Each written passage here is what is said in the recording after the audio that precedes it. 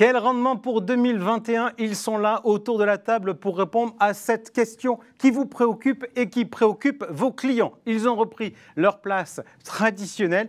On retrouve donc Marc Bertrand, directeur général d'Amundi Immobilier. Marc, bonjour. Bonjour. Face à vous, Grégory Frappé, le président de Primonial REM. Bonjour Grégory. Bonjour. Marc-Olivier Penin, directeur général de La Française REM. Bonjour Marc-Olivier. Bonjour. Et fidèle au poste, lui aussi, Eric Cosra, le président de Perial. Bonjour. Bonjour Eric. Allez, rendement, qu'est-ce qui va se passer en 2021 ? Avant de faire ça, on fait un point très rapide. La dernière fois qu'on s'est vu, c'était au mois de décembre. L'année était quand même bien engagée. Bilan 2020 en termes de collecte, en termes d'investissement. Je donne les chiffres de place. Collecte générale sur la place, 6 milliards. Un chiffre en recul de 30% par rapport à l'année précédente. Mais c'est quand même la troisième collecte historique pour les SCPI en France. Les investissements ont un peu moins baissé que la collecte puisqu'ils étaient de 8,4 milliards.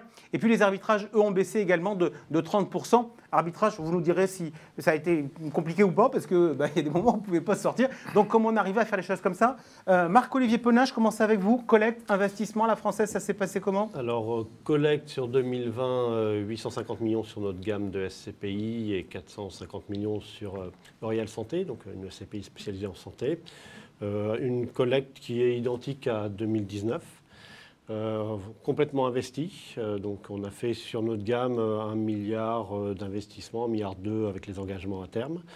Et on a aussi eu un bilan d'arbitrage autour de 200-250 millions d'euros qui ressemble à ce qu'on a fait les années passées. Donc on a réussi effectivement à avoir une certaine continuité dans les volumes. Ok. Eric Cosra, qu'est-ce qui s'est passé chez Perial?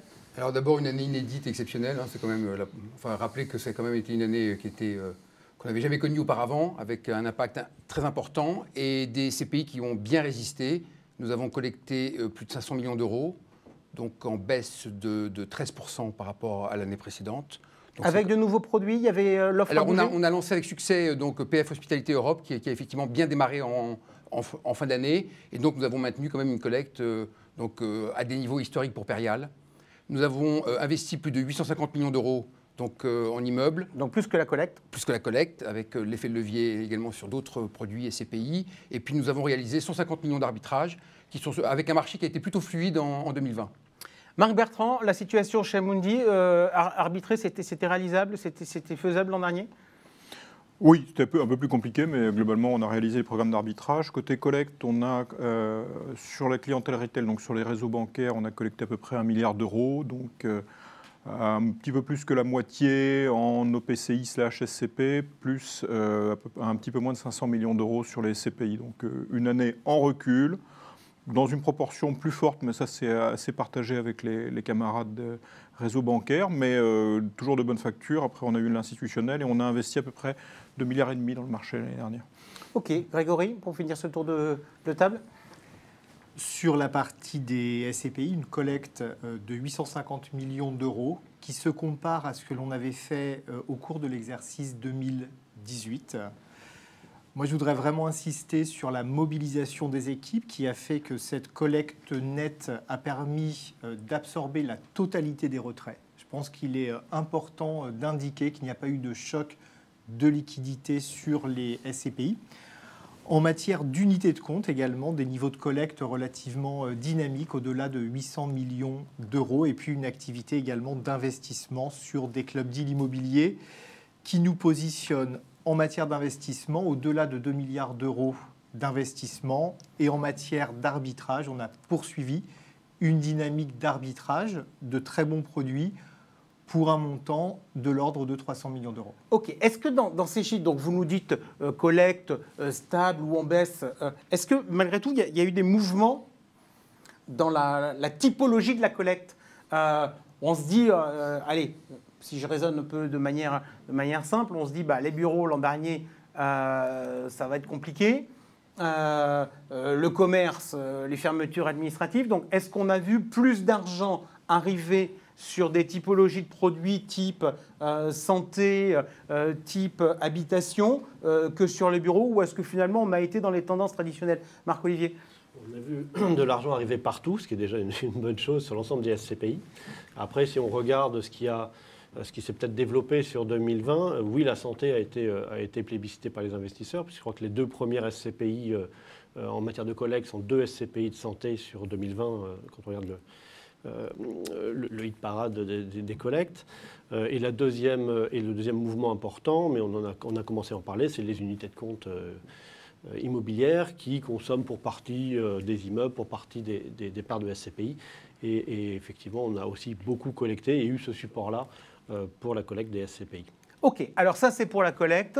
Il y avait une question en fin d'année. Donc les taux de distribution sont tombés. 4,18% en moyenne, c'est-à-dire en léger recul par rapport à l'année précédente où on était à 4,40. Comment ça s'est passé? Est-ce que vous avez puisé dans vos réserves? Est-ce que vous n'avez pas puisé dans vos réserves pour servir les distributions au cas par cas? Éric Cosra chez Perial, en pratique, vous avez fait quoi? On a maintenu nos dividendes de manière globale. On est plutôt au-dessus des 4,20 de moyenne du marché, donc on est entre 4,40 et 4,50. Et on a légèrement puisé sur les reports nouveaux en fin d'année, en conservant une partie donc par anticipation pour 2021. Marc Bertrand, la stratégie au début de la crise chez Amundi, c'était de dire on n'a pas forcément de la visibilité, donc on va aménager les choses en termes de distribution. En fin d'année, on s'est dit on va utiliser les réserves pour tenir nos engagements par rapport aux clients. Alors, on est resté dans une fourchette autour de 95% de ce qu'on avait prévu dès le début de l'année à distribuer aux clients. Ça n'a pas... nous avons fait appel à des réserves, mais ce qui convient de souligner, c'est que dans les arbitrages qui ont été réalisés, on a aussi dégagé des plus-values au cours de l'exercice qui, globalement, ont permis, dans un certain nombre de cas, de reconstituer ces réserves. Donc là, on fonctionne à cycle à peu près constant. Ok, Grégory Frappé, si on regarde finalement le rendement, c'est quand même là-bas, c'est quand même entre guillemets, le taux de recouvrement des loyers. Vous avez une gamme qui est spécialisée par typologie. Quelles ont été les différences dans ce que vous avez pu constater en termes de taux de recouvrement? Alors, dès le début de la crise sanitaire, on avait indiqué à nos clients qu'on distribuerait la totalité des loyers encaissés net de charges. À la fin de l'année 2020, quel est le bilan? Sur nos 2 blockbusters, que sont Primo Pierre sur les bureaux et Primo Vie sur la santé, nous avons eu des niveaux de distribution à l'identique de ce qu'ils avaient été en 2019, autour de 4,5%. En revanche, sur notre SCPI de commerce, les encaissements ont été inférieurs aux encaissements normatifs d'une année habituelle. Mais par un travail d'asset management et une proximité avec les locataires, nous avons quand même parvenu à encaisser des loyers pour distribuer près de 3,5% de rendement aux associés. Et sur nos SCPI qui investissent sur l'immobilier résidentiel, donc une classe d'actifs qui va s'inscrire, à mon avis, durablement dans le paysage de l'épargne, on a constaté à la fois une augmentation des valeurs des actifs et aucun défaut d'encaissement de loyer. Alors j'ai une question justement. Primonial avait tenté de mettre de l'habitation dans une SCPI. Quel bilan? Le résidentiel, aujourd'hui, votre sentiment? Alors, Primonial, il a plus que tenté, puisque après avoir innové avec Primo Vie sur la santé, la vie et l'éducation, nous avons créé Primo Family, qui investit sur l'immobilier du quotidien, avec 2 approches, une première sur l'immobilier résidentiel et une autre sur l'immobilier exploité. C'est un produit qu'il faut installer dans le paysage de l'épargne, mais en tout cas, en termes de performance, les performances sont proches de ce que l'on avait imaginé. Marc-Olivier Penin, la stratégie en termes de distribution, l'an dernier, ça s'est terminé comment sur les produits de la Française? Ça s'est terminé avec des performances délivrées qui étaient celles qu'on avait prévues en début d'année, donc entre 4 et 4,50 sur notre gamme de SCPI, donc on est bien dans la moyenne que vous indiquiez. Stabilité des valeurs, stabilité des prix de part. J'ai envie de vous provoquer tous, quand on utilise les reports à nouveau comme ça au moment du solde final, est-ce qu'on va créer une sorte de timing qu'il vaudra mieux être actionnaire de la porteur de part de la SCPI au moment du solde qu'au moment des acomptes? Je crois que quand on investit dans la SCPI, on investit pour le long terme. Donc je pense que le trimestre au trimestre n'est pas pertinent. Donc on est là pour longtemps et donc on en bénéficie autant que les associés existants. Ok, si on parle de ces pays de chez vous, à la française, les 4 vont être... Il y avait une fusion qui était en cours.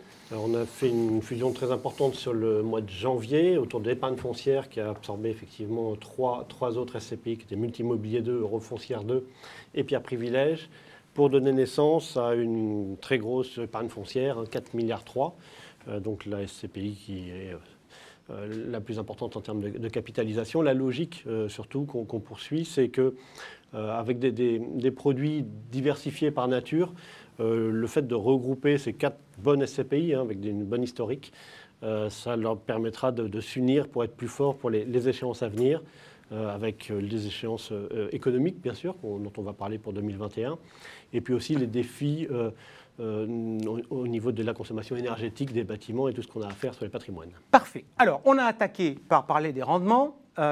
Donc, le terme rendement, le jargon, c'est le TDVM. Vous connaissez ça. J'ai regardé l'autre jour Raphaël Osier sur BFM Business qui a fait une petite sortie sur ce point-là. Et donc, j'ai envie de vous poser une question. Est-ce que ce DVM ou TDVM est un indicateur pertinent pour un CGP, pour analyser les produits, pour prendre la décision de savoir ce qu'il doit recommander? Entre autres, dans les multiples questions qu'il y a le sujet des DVM pour des SCPI qui n'ont pas un an d'existence et qui sont annualisés. Il y a le sujet des crédits d'impôt lorsque l'on est en Europe. Il y a le sujet du fait qu'on qualifie de revenus des choses qui sont des plus-values, alors que dans l'esprit du commun des mortels, le revenu, c'est un loyer, c'est ce qu'on touche de manière récurrente, et alors que la plus-value, elle, ne l'est pas forcément. Votre sentiment, petit tour de table sur le sujet, Grégory Frappé.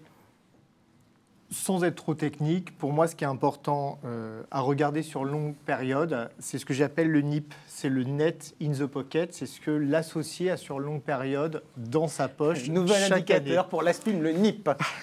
Et en fait, pour moi, on peut appréhender la qualité d'un gérant en prenant le loyer net de charge, donc le revenu habituel. Mais on pourrait le majorer des distributions de plus-value qui traduisent de la capacité du gestionnaire à bien valoriser ses actifs. Et également y intégrer la distribution du report à nouveau, parce que le report à nouveau, il est quand même fiscalisé au moment où il est perçu et il n'est pas anormal de le distribuer. Donc pour moi, la somme de ces 3 éléments, c'est ce qui doit pouvoir être regardé sur longue période. Il faut juste faire attention effectivement avec les jeunes sociétés qui ont déjà des tailles petites et des taux annualisés qui ne veulent pas dire grand-chose. Et puis également être vigilant, parce que ça demande beaucoup de pédagogie sur ces sujets de crédit d'impôt, de reset fiscaux, parce que je me rends compte à l'évidence que c'est parfois mal compris par nos associés. Marc Bertrand, qu'est-ce que vous répondez quand je vous dis la plus-value, si ce n'est pas du revenu, le revenu c'est récurrent, la plus-value ça ne l'est pas? Je pense que c'est un raccourci un peu rapide. Voilà. Pour répondre un tout petit peu à la question précédente, le DVM, je crois que ce n'est pas forcément que pour le prescripteur, mais c'est aussi un indicateur et on a besoin de simplicité pour les gens qui achètent. Donc ce qui leur rentre dans la poche chaque année, pour reprendre l'image de Grégory, ça reste important. Maintenant, est-ce que c'est suffisant pour un prescripteur qui doit analyser et un peu trivialement soulever le capot? C'est pas non, il faut aller plus loin. Alors la plus-value, souvent on escompte des revenus futurs dans le prix. Donc, arbitrer à un instant T, dégager la valeur, c'est aussi se permettre de se repositionner sur un autre immeuble. C'est pour ça qu'on appelle ça de l'arbitrage. Donc, les opposer en disant l'un c'est la valeur, il ne faut pas y toucher, et l'autre c'est le revenu, je pense que c'est c'est une approche un petit peu désuète. Je pense que beaucoup de SCPI souffrent d'avoir gardé trop longtemps les immeubles plutôt que pas assez. Donc là, on a modernisé cette gestion-là et c'est plutôt une bonne chose. Eric Tossera, votre sentiment sur ces indicateurs de performance? C'est quand même un indicateur incontournable puisque la SCPI étant un produit de distribution, c'est notre fameux taux de rendement. Alors on n'a plus le droit d'utiliser cette dénomination, mais ça reste quand même ce que la SCPI distribue par rapport à un capital engagé. Donc c'est majeur. On pourrait également parler du TRI, c'est-à-dire intégrer également la valorisation de la part et donc le taux de retour sur investissement que peut avoir un associé donc, avec le réinvestissement du dividende. Et là, on a une vision plus globale. On salue effectivement les régulateurs qui avaient validé cet indicateur, ce DVM. qui effectivement, on parlait auparavant de rendement, ce que tout le monde comprenait. On parle maintenant de DVM, parce que tous les gens ne comprennent pas. Marc, vous voulez rajouter quelque chose ? Oui, après avoir écouté attentivement, comme beaucoup de monde, l'intervention de M. Oziel qui était très largement argumentée et intelligente, il y a un point qu'il faut prendre et sur lequel je pense qu'au niveau de la profession dans son ensemble on doit travailler, c'est la comparabilité. C'est-à-dire, à défaut d'être tous d'accord, au moins on pourrait travailler sur la même définition, c'est-à-dire que ce soit avant, après fiscalité, ça peut se normer. Après, les pratiques d'utiliser en fait ce qu'on ne distribue pas, les délais de jouissance pour fabriquer de la perf, bon, on a tous une idée là-dessus, quoi. C'est moche. Oui, pour ma part, je pense que tant le TDVM que le TRI, c'est normatif et ça a le très grand mérite d'être normatif. Donc c'est absolument à conserver comme base de repère. Ensuite, je pense que ce qu'on doit, c'est la transparence. Donc, pour moi, je préfère dire qu'on fait, je ne sais pas, 1,50 sur 3 mois plutôt que de calculer un 6% de DVM recalculé. Voilà. Donc, je pense qu'il faut laisser la définition vraiment pour ce qu'elle est et éventuellement l'enrichir d'autres indicateurs, mais en plus. Ok, donc on est d'accord que c'est un chantier de place sur lequel ça serait pas mal de travailler pour améliorer l'information de l'ensemble de la chaîne. Allez, on a une question. Messieurs, il est incontournable que le Covid entraîne un changement profond du mode de consommation des bureaux. Ces mêmes bureaux qui composent en grande partie vos actifs, comment allez-vous répondre à ce tsunami ? Ça nous amène à un peu essayer puisqu'on doit à un moment vous donner les ambitions en termes de rendement et en termes de performance pour 2021, on va quand même partir du fondamental. Comment vous voyez le marché ? Marc Bertrand. Alors, à court terme, en fait, c'est beaucoup plus l'hôtellerie et les commerces qui ont été impactés. Finalement, les bureaux et puis d'autres classes d'actifs, par exemple, comme la santé, ont servi un petit peu de havre de paix dans le bazar du Covid. À assez court terme, je pense qu'on devrait pouvoir, l'hôtellerie et les commerces, reprendre des couleurs. Par contre, les bureaux, c'est vrai qu'il y a la crise économique, puisque la demande en bureaux est largement liée à la croissance du PIB.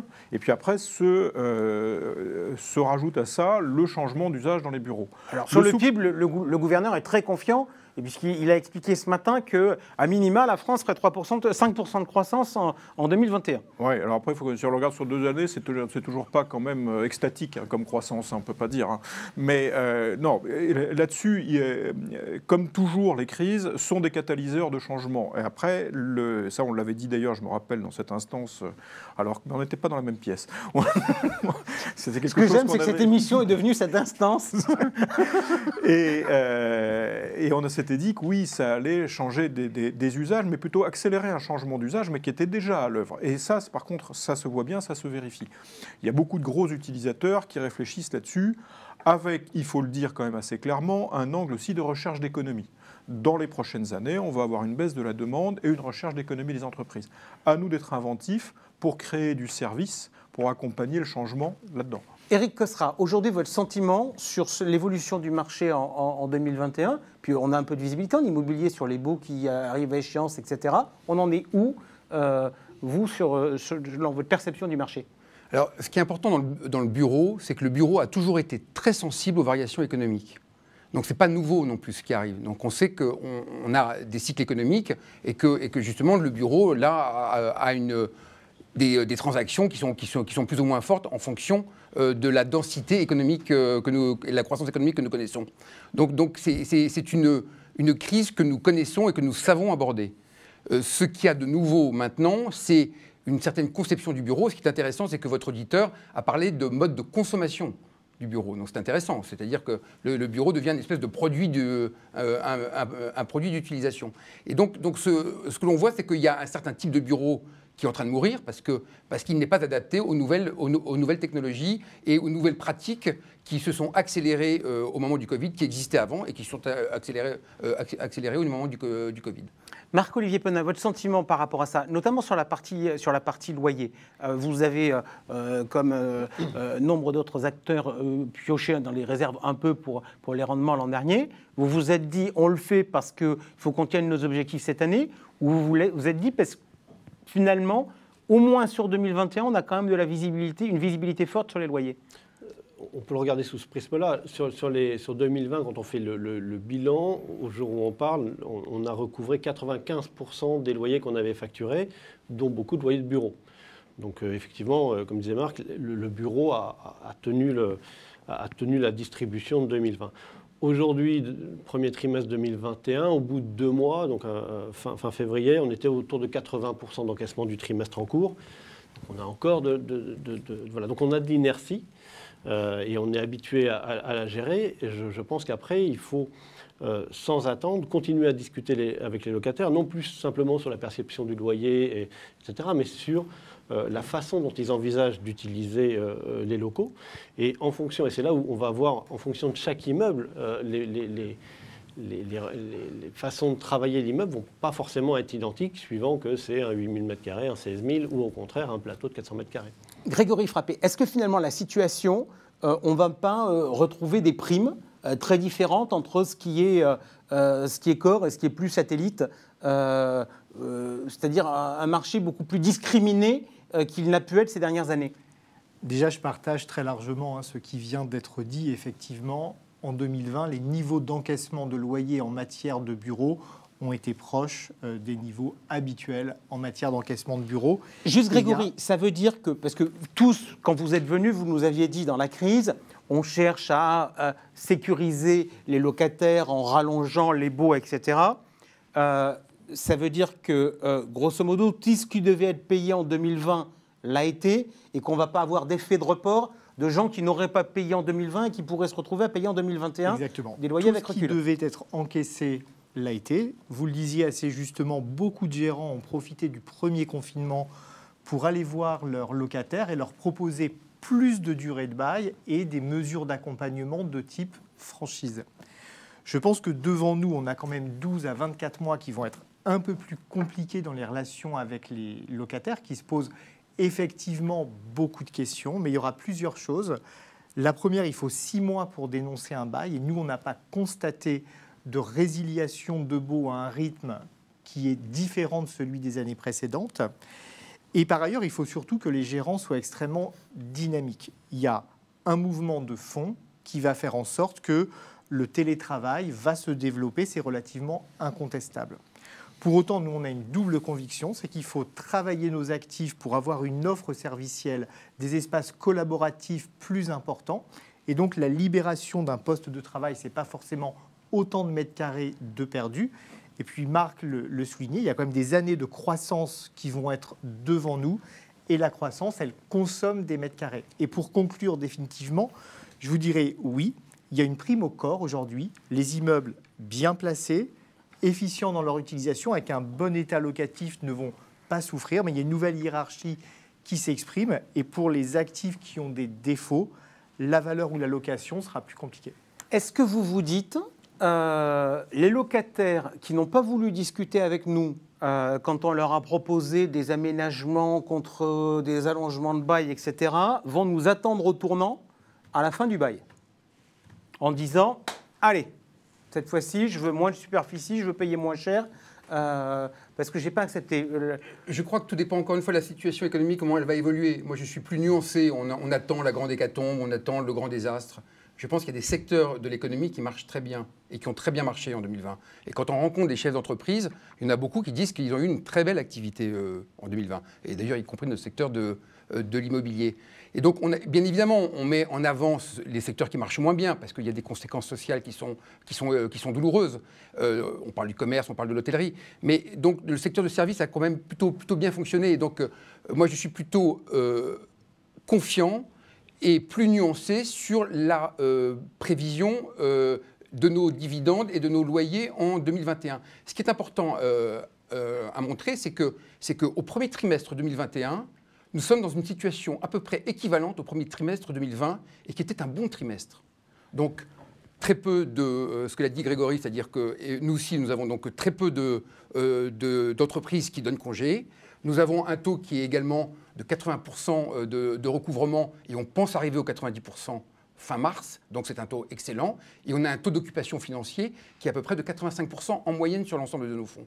Donc on a des indicateurs macro et microéconomiques qui sont plutôt favorables et qui laissent augurer une année qui sera correcte. D'accord. Alors correct, est-ce que le cycle locatif, parce que dans tous les débats qu'on avait eus ces derniers mois, on avait dit on fait moins de franchises, donc on voyait bien que les choses s'amélioraient. Est-ce que le cycle locatif s'est retourné avec cette crise, oui ou non?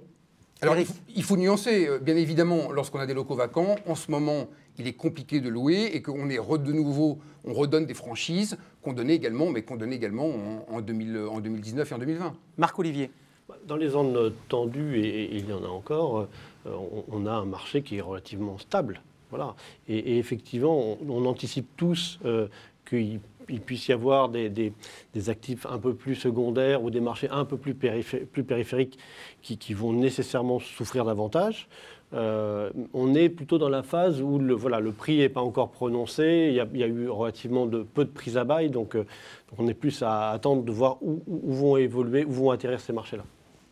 Grégory Frappé. C'est-à-dire l'année 2021, ça reste une année de transition entre la crise sanitaire qui est encore présente et la reprise économique qui sera devant nous. Donc je pense que la véritable année, ça sera 2022. Pour autant, en 2021, nous maintiendrons les distributions identiques à celles de 2020. Alors, juste un petit mot peut-être sur les loyers. Moi, je pense qu'on ne battra plus de records sur les valeurs locatives de marché, que les délais de commercialisation seront peut-être un peu plus longs et qu'il y aura une indexation éventuellement négative. Mais tout ça, les gérants l'intègrent dans leurs prévisions et ont des logiques, des dynamiques et mettent les ressources pour commercialiser leurs actifs et tirer leur épingle du jeu. Ok, alors on va faire un tour sur la distribution. Marc Bertrand, sur ce sujet-là, du marché, de la commercialisation, lorsqu'il y avait une grande crise, la dernière grande crise, c'était 2008, où les banques avaient coupé les robinets, donc on avait aussi arrêté de mettre des choses sur le marché. Est-ce qu'on est dans une situation meilleure qu'à ce moment-là? Est-ce qu'il y a des zones d'inquiétude? Quel est votre sentiment? C'est vrai qu'il y a une vraie différence dans la chronologie et dans les effets de la crise. C'est-à-dire que la crise de 2008 a été d'abord financière, et elle a eu cette particularité de tacler les projets de développement de l'offre nouvelle avant que finalement la demande subisse une baisse. Donc en fait, il y a eu quelque chose, je ne sais pas si le mot vertueux, mais en tout cas d'assez pratique, on va dire, c'est que la crise a été courte parce que la crise de 2008 ne s'est pas confrontée à une suroffre. Là, on a eu quelque part un peu un coup de tonnerre dans un ciel bleu, qui était le fait qu'on a eu la demande et cette espèce d'effet d'apnée de l'économie qui a tapé d'abord la demande, et puis des projets de construction qui étaient déjà lancés. Donc on va avoir des poches de suroffre. Voilà. Maintenant, je crois qu'il faut raison garder. Les locaux qui sont bien placés avec de la flexibilité, de la connectivité, de la proximité par rapport au transport, ces immeubles-là, ce qu'on appelle je ne sais pas si le mot de corps résume la chose, mais en tout cas ça l'identifie, ils vont trouver avec peut-être plus de délais de commercialisation, un peu plus de franchise, un petit ajustement du loyer, pourquoi pas, ok, mais ça va trouver des preneurs. Par contre, on a une reconstitution des primes de risque et puis des hiérarchies de prix entre des localisations, des immeubles hyper bien placés et bien construits, avec d'autres qui le sont moins. Voilà, donc il va y avoir une discrimination plus forte entre les secteurs de bureaux. Allez, selon vous, quels sont les secteurs d'investissement SCPI qui sont les plus résilients compte tenu du paradigme actuel face aux bureaux? On voit apparaître un certain engouement pour la logistique. N'est-il pas le secteur le plus volatile? Qui a envie de répondre à notre internaute? Alors, pourquoi pas, mais alors, qu'est-ce qui va résister le mieux dans le bureau? Je crois que j'en ai dit quelque chose il y a un court instant. Personnellement, je me méfie un peu des raccourcis de marché qui consistent à dire je sais pas moi, le commerce est mort, vive la logistique. Enfin, les vases communs. Ouais, c'est pareil. Voilà, c'était ce que je veux dire. Voilà, ces choses-là, il faut un tout petit peu de recul et ne faut pas céder aux effets de mode. On va regarder la qualité des produits. Les cycles sont un peu plus longs qu'à quelques mois. Et la réalité un peu plus nuancée et complexe que de dire le commerce digital, c'est que la logistique et les centres commerciaux sont morts. Je pense qu'il faut être un petit peu plus modéré que ça. Oh, Grégory. Moi je crois au choix d'allocation, de ne pas viser spécifiquement une classe d'actifs. Et aujourd'hui, les investisseurs ont la possibilité d'avoir accès à des produits purs et différenciés. Et avec leurs conseillers, ils peuvent allouer leur épargne sur le résidentiel, la santé, le bureau et même éventuellement jouer le rebond sur le commerce et ou l'hôtellerie. Alors, question sur vos pratiques sur le sujet du crédit et de l'effet de levier sur les SCPI. On a vu tout à l'heure avec Nadine Trémolière les tensions qu'il y avait sur les taux aux États-Unis. On ne voit pas trop encore de tensions sur le marché du crédit en euros. Votre réaction dans ce marché qui devient, où vous dites qu'il y a des actifs qui vont continuer à très bien se comporter parce qu'il y a une forte demande, et puis il y a des actifs qui vont peut-être devenir plus difficiles. Est-ce que ça vous donne envie d'accroître ou de réduire le recours au crédit, Eric Costra? Alors, je pense que le succès de l'immobilier est lié aussi à une permanence de taux bas. Et donc, tant que ces taux vont rester bas, ils vont le rester, l'immobilier a encore de beaux jours devant lui.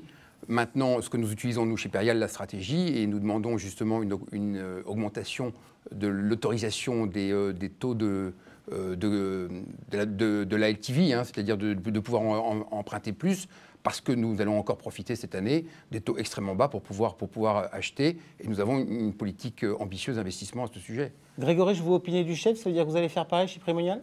Alors, on le fait historiquement. On n'ira pas au-delà des 30% qui figurent dans nos statuts. Pour moi, le levier, il a une vertu, c'était d'essayer de maintenir la distribution de la part de SCPI dans un contexte où on avait une compression des taux de rendement à l'acquisition des actifs immobiliers. Et comme le crédit, pour peu qu'il soit à taux fixe, a un effet relutif sur la performance, il permet de continuer à investir, de moderniser les patrimoines en limitant la dilution de la performance pour le client final. Et à ce titre, et pour peu qu'il soit à taux fixe, j'y suis favorable. Marc-Olivier Penin, la position à la française? Relativement proche. On travaille autour de taux de LTV, taux d'endettement autour de 25%, on va dire, sur les SCPI. C'est un taux qui est adapté au sens où il n'y a pas un effet de levier généré qui soit très fort. Hein. On est quand même nettement en dessous des foncières cotées qui travaillent autour de 40. Donc voilà, après, il faut sécuriser longtemps les flux, mais avec des taux relativement bas avec lesquels on travaille, ne pas utiliser des ressources financières à 1,30% à 10 ans ou en dessous de 1% à 5 ans, ça serait dommage. Marc, Bertrand? Sur les taux de levier, on est 25-30 à peu près, comme ce qui a été dit. Donc là, il n'y a pas de grosse différence. Par contre, la conviction, notre préoccupation aujourd'hui, c'est d'allonger l'horizon des dettes pour cliqueter l'environnement de taux bas le plus longtemps possible. Par contre, nous faisons clairement le choix de ne pas monter aujourd'hui les taux de levier, c'est-à-dire qu'on pourrait aller au terme des statuts jusqu'à 40, mais on ne bougera pas du niveau où on est aujourd'hui, parce que dans une période où malgré tout il y a des incertitudes sur les valeurs, on n'a pas envie d'avoir de phénomène d'amplification supplémentaire par rapport à ce qui existe aujourd'hui. Donc on maintient l'environnement, on maintient les taux, on prolonge autant que possible les financements pour tirer parti de l'environnement de taux bas et maintenir l'effet de levier. Ouais. Allez, Marc-Olivier. Peut-être juste souligner que le marché du financement voilà, on trouve un financement hypothécaire relativement facilement à partir du moment où l'actif est sécurisé aujourd'hui, donc il n'y a pas de problème sur le marché du financement. Parfait. Il est J'ai perdu le contrôle total de cette émission. Une petite ouverture là-dessus, il y a quelque chose qui est dommage au niveau de la profession, c'est que les CPI comme les EPCI grand public ne puissent pas faire appel au marché obligataire. Ça, c'est un petit blocage juridique qui serait intéressant de faire sauter dans la mesure où, quand on regarde l'évolution des foncières, qui vont chercher des sources de financement très long terme sur les marchés. Et ce serait une belle perspective pour les SCPI OPCI. Alors, entre le NIP tout à l'heure, la proposition sur les marchés, décidément, on a eu une réunion très constructive, mais il est quand même 18h49, c'est-à-dire qu'on est ensemble depuis plus de 30 minutes, le temps qu'on s'était donné, et moi, je vous vois derrière votre poste, derrière votre écran, en train de dire « ouais, mais d'accord ». L'objectif, c'était quel rendement pour 2021 ? Donc, on va quand même répondre à la question. Allez, on attaque, on va faire un tour de table. On va commencer avec vous, Grégory, dans les annonces que vous avez faites pour la gamme de Primonial, aussi bien en euros et en pourcentage. Grosso modo, quelle est la tendance ? Alors, 2021, ça reste une année de transition, hein. L'ensemble de nos contreparties sont encore pas toutes mobilisées. Donc, notre stratégie, c'est de maintenir en 2021 les distributions de 2020 qui elles-mêmes étaient égales à 2019, à l'exception de notre SCPI de commerce pour laquelle on distribuera l'ensemble des loyers encaissés. Maintien, c'est en taux ou c'est en pourcentage ? Alors c'est un maintien... Ah, c'est en taux ou en pourcentage ? C'est en euros ou en pourcentage ? La question est idiote. En taux ou en pourcentage ? Je vais répondre différemment. Sur nos deux grands blockbusters, Primo Pierre et Primo Vie, nous distribuerons 4,5% du prix de souscription. Ok, parfait. Marc-Olivier Penin, la stratégie sur les SCPI de la Française, et puis à la rigueur, on va parler, parce que j'imagine que la stratégie était aussi établie post-fusion pour les 4 qui sont fusionnés. Dans la 2021, dans la continuité en matière de taux de distribution par rapport à 2020, donc c'est bien l'objet qu'on a d'avoir une année qui soit du même calibre. On n'est effectivement pas sorti de la crise sanitaire. S'il y a des événements particuliers, alors on espère tous qu'il y en aura de moins en moins et qu'on est plutôt à la fin, mais on ajustera comme on l'a fait sur 2020 et on se posera la question effectivement fin 2021. Je pense que c'est la meilleure façon d'être transparent. Voilà. Donc on est vraiment dans la continuité et donc en matière de chiffres, ça donne une gamme entre 4,50 pour les SCPI diversifiés et puis 5,20 pour une SCPI qui s'appelle Opportunité IMO et qui est plus une SCPI de locaux d'activité et de logistique du dernier kilomètre. Voilà. Ok. Éric Cossera, il y a de cela quelques temps, vous étiez venu en nous disant que vous remontiez les distributions. Qu'est-ce qui se passe aujourd'hui et comment vous voyez ce que vous avez annoncé à vos associés pour 2021 ? Alors, ce qu'on annonce à nos associés, nous, c'est qu'on a une fourchette. Donc, on a une fourchette basse et une fourchette haute qui nous permet de nous positionner et de voir l'évolution du dividende au cours de l'année et en fonction donc des résultats des CPI. Alors, comment se déplacent les fourchettes ? Alors, la fourchette, elle se cale sur le 1T. C'est un petit peu en dessous du résultat de l'année dernière. Et puis, vous avez donc une fourchette haute qui, elle, est à peu près équivalente à celle de l'année dernière. Et donc, en fonction de l'évolution des résultats, on raccourcit la fourchette et on distribuera, si l'année est meilleure, donc on pourra distribuer le résultat. En revanche, si les résultats ne sont pas au rendez-vous, parce qu'effectivement, nous sommes encore en crise et il faut quand même le voir, dans ce cas-là, nous utiliserons les reports à nouveau pour distribuer un dividende identique à l'année dernière. Si je comprends bien, la fourchette s'est un peu élargie. Alors, elle est élargie au début et puis elle se resserre à la fin. D'accord. Marc Bertrand. C'est un système assez comparable à ce que vient de décrire Eric, c'est-à-dire de dire une fourchette et effectivement de commencer plutôt en bas de fourchette pour monter, avec dans l'idée que le profil de l'année 2021 pourrait être un peu symétrique et inverse à celui de 2020, c'est-à-dire que 2020 avait plutôt bien commencé et terminé plus difficilement, alors que ça devrait être plutôt l'inverse en 2021. Donc, et avec un résultat, au final, le barycentre est à peu près le même. Allez, on va terminer juste par une question toute bête comme ça. Est-ce qu'en moyenne, je ne parle pas des votes, mais à votre avis, est-ce qu'en moyenne, le DVM 2021 sera supérieur à 4% ? Grégory Frappé ? Je pense que oui. Marc-Olivier Penin ? Également que oui. Affirmatif. Très légèrement, mais oui.